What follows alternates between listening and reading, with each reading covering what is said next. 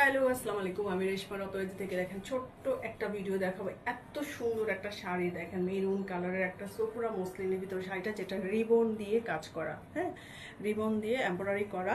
এটা কিন্তু আঁচলের অংশটা যেটা টার্সেল আছে সাথে, এবং এই হচ্ছে এটা কিন্তু সামনে যে অংশটা কাজ কাজ করা দেখেন, এমব্রয়ডারি করা। হ্যাঁ, রিবন দিয়ে পুরো শাড়িটা এমব্রয়ডারি করা, যেটা আপনারা এই স্টাইলে পাবেন। শাড়িটা পাবেন হচ্ছে এই স্টাইলে শাড়িটা পাবেন, ঠিক আছে?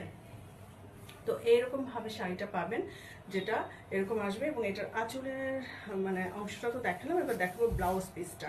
ব্লাউজ পিসটাও কিন্তু খুব সুন্দর রানিংয়ে ব্লাউজ পিস থাকবে প্রতিটা শাড়ির সাথেই, এবং ব্লাউজের কিন্তু হাতায় এই কাজটা পড়বে, ঠিক আছে? এটা হচ্ছে এই রিবনের এই কাজটা পড়বে হচ্ছে ব্লাউজের হচ্ছে হাতায়, এবং প্রতিটা শাড়ি কিন্তু এরকম করে ফিনিশিং করা থাকবে, কট পাইপিং দিয়ে ফিনিশিং করা থাকবে পুরো শাড়িটার মধ্যে, এরকম করে হচ্ছে ওয়ার্ক করা থাকবে।